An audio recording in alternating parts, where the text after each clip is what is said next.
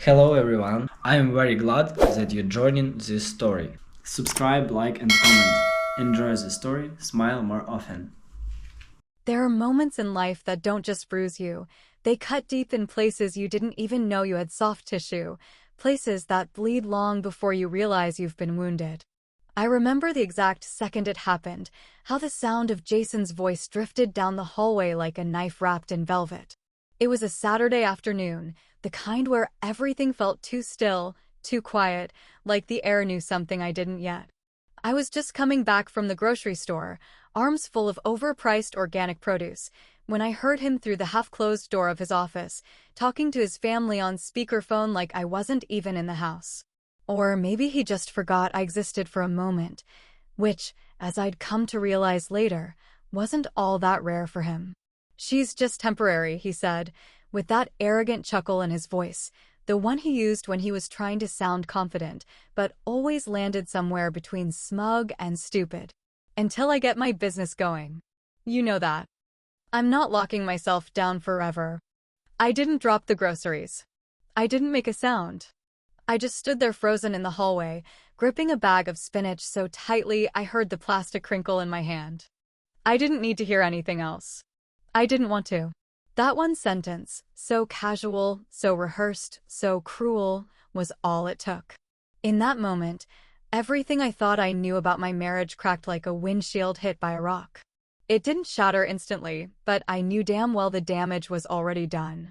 I backed away quietly, set the groceries down in the kitchen, and stared at the counter while my heart pounded in my ears like a slow drumbeat of humiliation. I didn't confront him. I didn't storm in and scream or throw things or demand an explanation. I just sat there, silent, processing, because there's a kind of betrayal that hits harder when it doesn't come with fanfare. The kind that wears a smile, pours you a glass of wine, kisses you goodnight, and still thinks of you as nothing more than a placeholder in his timeline. And that's exactly what I was to Jason, a stepping stone, a bridge he never intended to finish crossing. Looking back, I should have seen it sooner. All the signs were there, only now they were screaming where they'd once whispered. The way he stopped asking about my day, how he made every decision like I was just a supportive bystander and not a partner. The way he talked about his business like it was our child, and I was merely the unpaid nanny holding things together while he followed his dream. The way he never really looked at me, not deeply, not like a man looks at someone he truly respects. He looked at me like convenience, like comfort, like cash flow. I'd been the one who helped him with the down payment on his first office space. I'd been the one who picked up the slack when he maxed out his credit card trying to impress a client.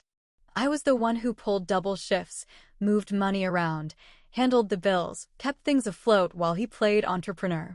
And I never asked for anything in return, just a little honesty, a little respect, maybe the courtesy of not being treated like an obstacle in his path to success. But now I knew. Now I had heard it with my own ears, in his own voice, spoken to the very people who had never liked me much in the first place. His mother had always been polite, in that clipped, forced way that let you know she was tolerating your presence only because she hadn't found a more elegant way to get rid of you. His brother Tom, smug and smirking at every family dinner, never missed a chance to remind me that Jason was destined for bigger things, whatever the hell that meant. Apparently, those bigger things didn't include me. Have you ever overheard something about yourself that you were never supposed to hear?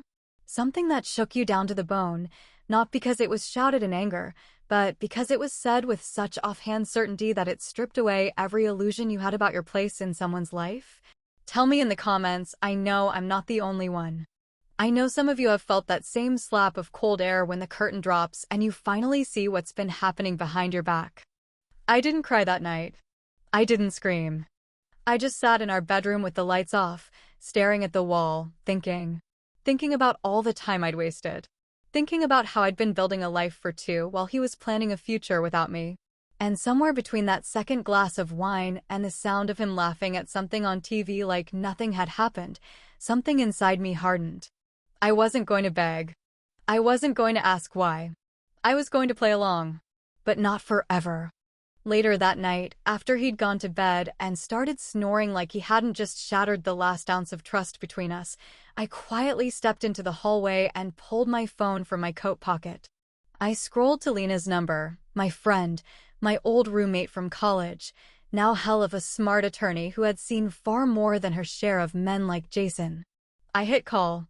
She answered on the second ring, groggy but alert. Hey, everything okay? I hesitated for a moment, then said calmly, not really. I need to talk. I didn't say why. Not yet. But I knew exactly what I was about to do. The thing about betrayal is that once it enters your bloodstream, it changes the way you look at everything, every word, every memory, every seemingly insignificant interaction. Nothing feels harmless anymore, and even silence starts sounding like a confession. After that phone call with Lena, I didn't sleep much. I lay there in the dark, not crying, not panicking, just mentally rewinding the entire timeline of my marriage like a crime scene video, frame by frame, watching it all unravel with a new, colder clarity. And I realized something horrifying in its simplicity. Jason hadn't just underestimated me emotionally. He'd underestimated me financially, too. And that mistake would be the one that cost him everything. The next morning, while Jason was out on some errand that I was sure he exaggerated into something important, I opened his office drawer and pulled out a folder I'd seen him shuffle around for months. The one he kept beneath the marketing brochures and tax papers, as if hiding something in plain sight made it invisible. I sat down at the desk and opened it slowly, and what I found inside felt like a slap wrapped in legal jargon. Loan applications. Business credit lines. Partnership agreements. And there it was, in black ink and blunt font, my name, again and again, listed as co-signer, guarantor, silent investor. Some of the documents went back farther than I'd thought. He'd used my credit score to get better terms, leveraged my clean financial history without ever telling me the full extent of it. He had my name listed on at least 3 different lines of credit, and I had never signed a single one knowingly. The signatures had been forged so well I had to squint to tell they weren't mine, but I knew damn well they weren't. Jason was always good at mimicking things, especially when it got him what he wanted. I called Lena again that afternoon, this time with a more focused kind of fury. She came over with a leather notebook, a laptop, and the kind of expression that told me she wasn't just humoring me, she was ready for war. We spent the better part of 2 hours cataloging everything. She took photos, scanned documents, cross-referenced tax filings. She explained, in her dry, lawyerly tone, how these kinds of things happen all the time, how women get used in the background while the men take center stage and claim all the glory. It's not just about the money, she said, tapping a page with her pen. It's about the legal structure. If you're on these documents, you're not just his wife, you're a stakeholder. And he probably doesn't even realize what that means for him. I laughed then, not because anything was funny, but because it suddenly felt like I wasn't the one stuck in the role anymore. He was. He'd cast me as the background character in his success story, the supportive, temporary wife who'd disappear politely once the credits rolled. But now, I was holding the damn script, and I was starting to rewrite it. I started thinking back to the early years, the ones I used to romanticize before everything started rotting underneath. How he'd flatter me just enough to keep me tethered. How he'd kiss my forehead when he needed something, call me his rock when he wanted reassurance, say things like, I couldn't do this without you, right before asking me to cover another expense. I used to think those words meant something. Now I knew they were just lines rehearsed, manipulative lines from a man who knew exactly how much kindness to sprinkle over exploitation to make it feel like love. I kept pretending nothing had changed. I smiled at dinner, asked about his day, nodded along when he vented about investor calls and supplier delays. He still thought I was the same woman he could fool with a few sweet phrases and a half-hearted compliment. He still thought I didn't understand the language of ownership and liability. But behind my eyes, I was learning that language faster than he could imagine, and Lena was teaching me how to translate every single page of it into leverage. Weeks passed like that, me playing the part, him playing himself, oblivious to the quiet restructuring that was happening behind the scenes. I watched his business like a predator watches its prey, measured, patient, deliberate. And that's when Lena found something. A transfer clause buried in one of the early agreements, something that Jason had probably forgotten existed because it was drafted during the messy, desperate startup days when he was just trying to get anyone to believe in him. It was a contingency document, a share transfer form that, if executed under the right circumstances, could shift ownership of 50% of the business into my name. Lena looked up at me with the kind of smile that could cut steel. "If you time this right," she said slowly, "you won't just be walking away with a clean break. You'll be walking away with half his empire." I stared at the page, my pulse steady, my thoughts clearer than they'd been in years. And I knew right then, I wasn't playing a role anymore.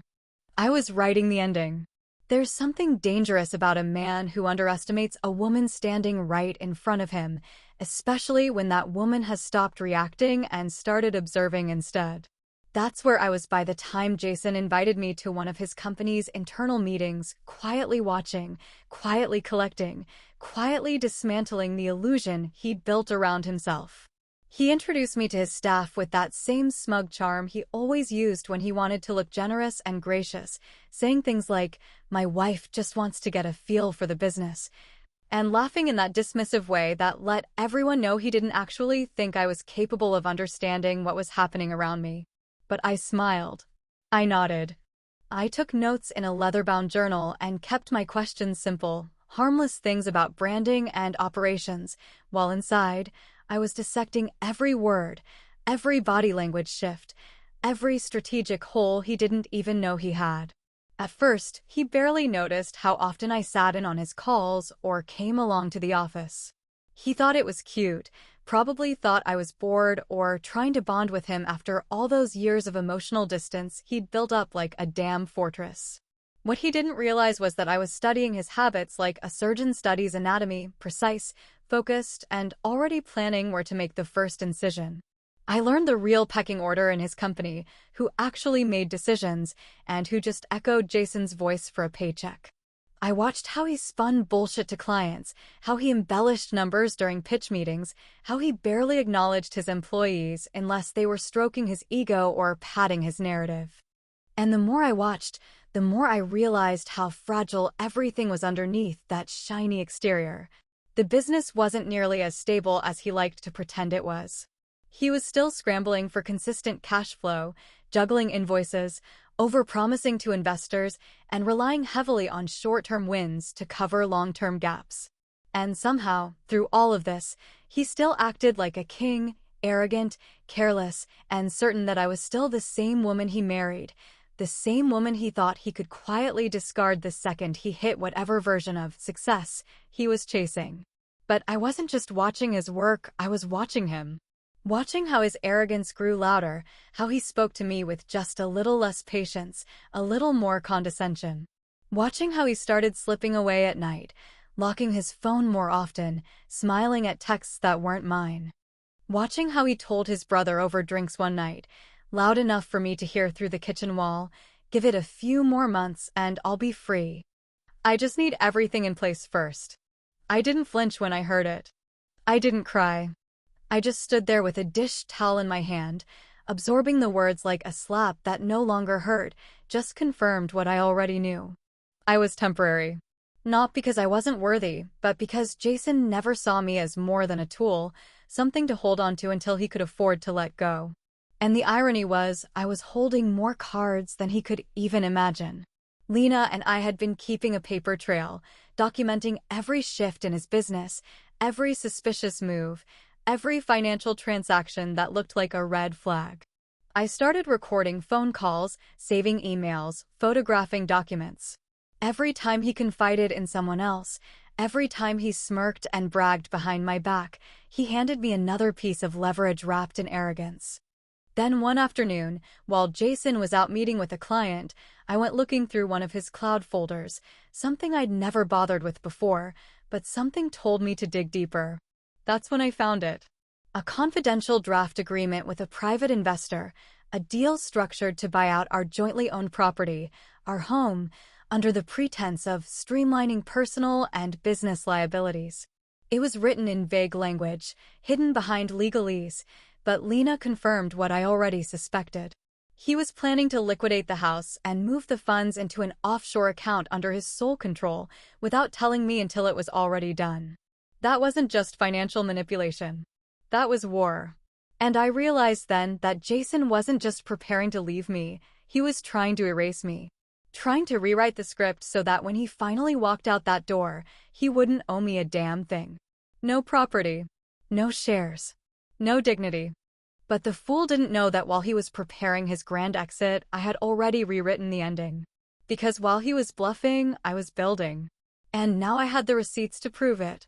There's a particular kind of satisfaction that comes from watching a man believe he's outsmarted you when, in fact, you've already mapped out the battlefield and handed him the exact directions that lead him straight into his own trap. That's exactly where Jason was now, walking tall, chest puffed out with self-importance, convinced he was still in control while I smiled sweetly, nodded supportively, and handed him just enough rope to keep tightening his own noose. I didn't confront him about the house deal. I didn't accuse him of lying or call him out on the conversations I'd overheard or the documents I'd quietly copied. No, that would have been too obvious, too easy, too emotional. Instead, I played the long game. I let him think he was winning. I started leaning in, pretending to be more involved in his business, offering to help prepare presentations, asking about strategy meetings, volunteering to organize his investor files. He welcomed it, of course, like any narcissist desperate for applause and validation. He thought I was finally supporting his vision again, that I'd fallen back into the role of the loyal, docile wife who was just happy to be included. But every spreadsheet I touched, every deck I helped him polish, was another window into his operation, a clearer view of the money trails, the client histories, the soft spots he didn't even know existed. Sometimes I'd throw in fake ideas, clever little distractions, half-baked suggestions that sounded just plausible enough to be taken seriously, but ridiculous enough to test whether he was even listening. Most of the time, he wasn't. He'd nod, scribble a note, and later pitch it to someone else like it was his own. He didn't want input. He wanted obedience dressed up as collaboration. And I gave him exactly that, at least on the surface. Behind the scenes, Lena was moving fast. The paperwork was being filed piece by piece quietly, deliberately. Ownership shares were being recalculated through transfer clauses he didn't remember signing. Intellectual property protections were being updated, with my name inserted into all the right places, backed by time-stamped records and digital trails that would be impossible to dispute. Even the prenup, something he'd pushed so confidently back when we got married, had cracks in it that Lena found and began slipping leverage through like water through fractured stone. She was surgical with her precision, and I was patient with mine. Jason was planning a business trip soon, something he framed as an international expansion opportunity, though I already knew the real story. I'd seen the hotel confirmations. I'd seen the texts that weren't quite hidden enough. There was a woman, of course, a younger one, newer, shinier, someone he called his potential partner, which was just Jason's polite way of saying replacement. She worked in digital marketing and had been circling him like a hungry hawk ever since he met her at a networking event a few months earlier. He thought he was being subtle, but men like him always think their lies are art when they're really just noise. I didn't bring it up. I helped him pack his suitcase. I wished him luck on his trip. I even reminded him to send me a photo from the hotel so I could see the view. And then, the moment his flight took off, I made my first move. Lena and I had been waiting for this window. While Jason was out of the country and distracted by whatever he thought he was getting away with, we executed the first phase of the transfer strategy. I used the executive access privileges I now held, legal, documented, unrevoked, and redirected a portion of company funds into a protected account tied to my own holding firm. Nothing dramatic. Nothing reckless. Just enough to secure liquid capital under my name, backed by full documentation, and aligned perfectly with the clauses Jason had once signed without reading carefully. It wasn't theft. It wasn't fraud. It was structure, legal, quiet, smart structure that gave me leverage before he could ever realize it had changed hands. The money was still within the company's framework, but now it had strings only I could pull. And when Jason returned, smug and satisfied, arms wrapped around his illusions and ambitions, he would walk into an office that looked exactly the same, except the foundation had already shifted beneath his feet. Let him enjoy his trip. Let him bask in the delusion that he was escaping me, replacing me, elevating himself into some new chapter where he didn't owe me anything. Because while he was sleeping in hotel sheets beside someone who didn't know the truth yet, I was tightening the bolts on a structure that would belong to me whether he liked it or not. And this was only the beginning. Jason came back into town 3 days later, waltzing into the house like a man who had just sealed the deal of a lifetime, wearing that smug, overconfident grin that used to pass for charm before I started seeing it for what it really was. A mask for his hollow ambition and inflated ego. He smelled like cologne I didn't recognize and carried himself like a man who believed the world was finally folding itself into the shape he'd always imagined, a shape that didn't include me anymore.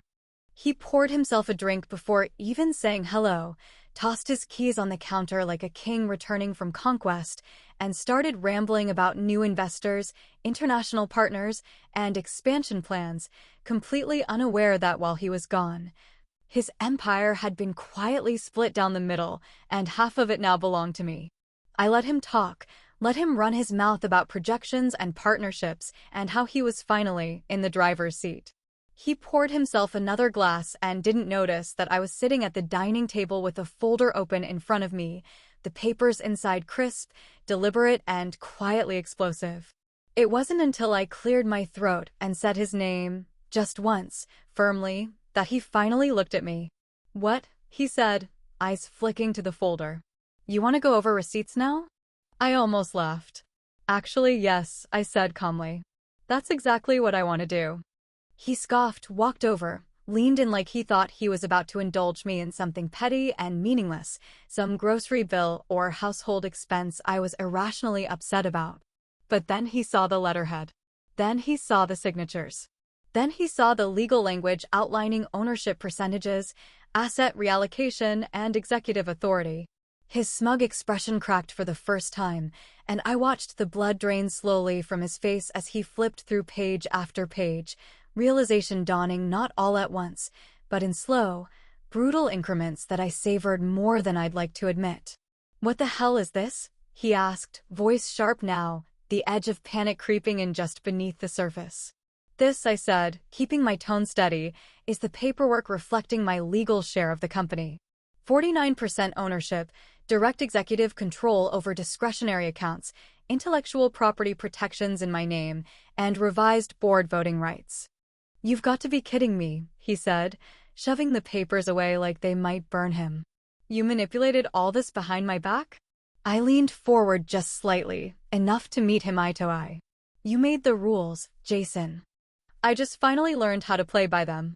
He stood there frozen, hands clenched, breathing sharp, and for a moment I thought he might actually throw something, but then his posture shifted again. He tried to regain control, tried to summon that slick, performative confidence that always used to work in meetings and negotiations.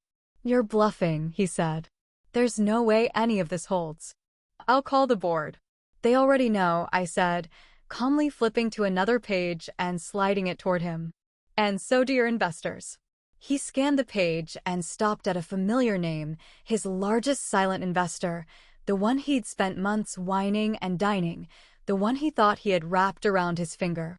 What he didn't know was that Lena and I had reached out to that investor weeks ago, showing him the real numbers, the internal audits, the liabilities Jason had been trying to bury beneath layers of polished nonsense.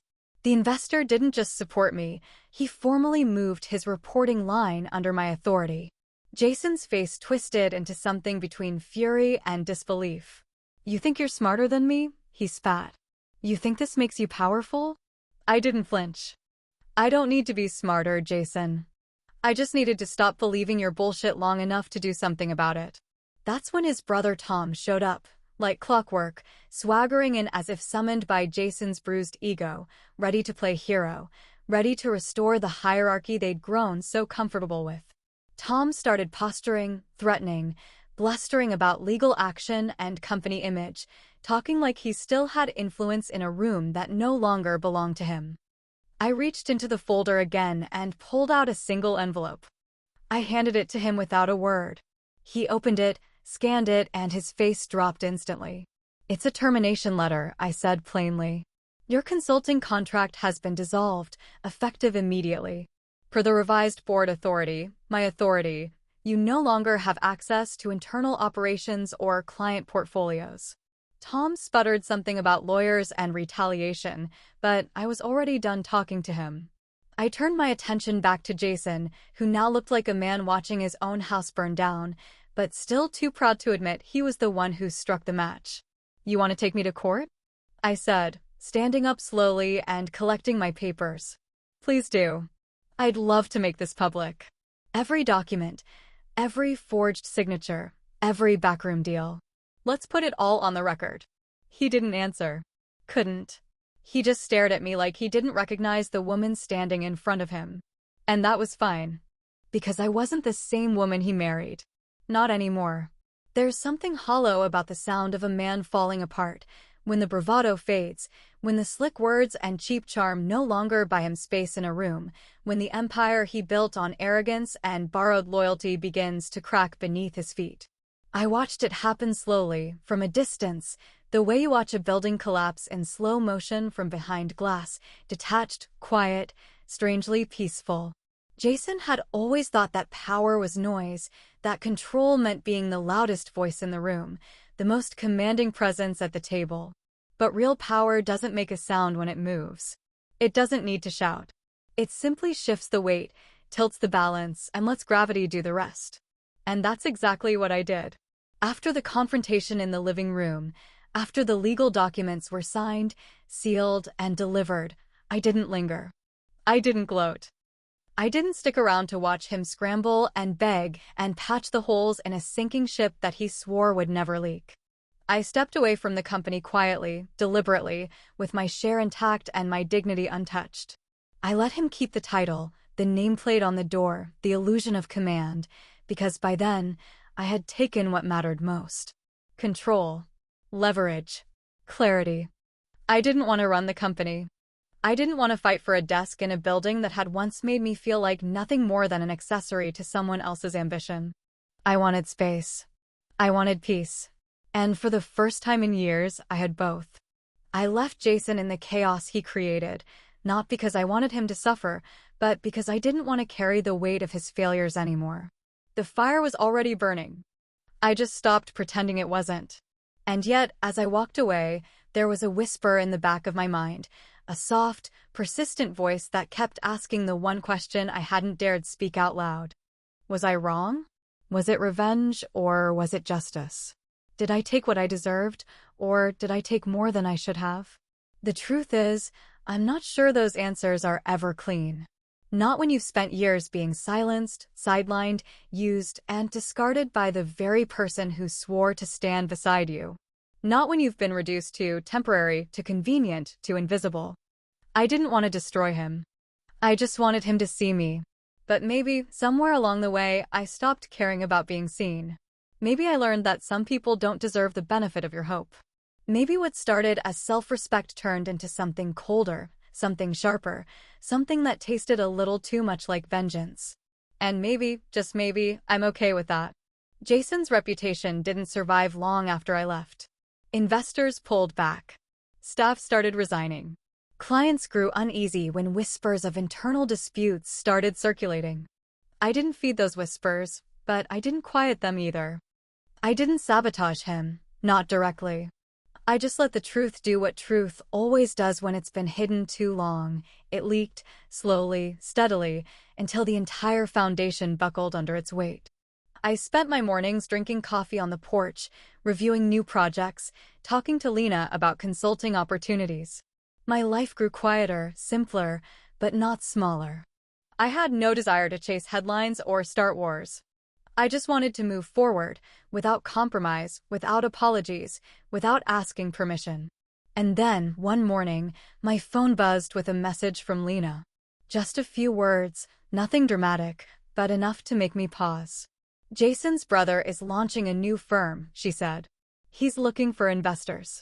Wants to meet. I stared at the screen for a long moment, the weight of it hitting me like a joke too well-timed to be coincidence.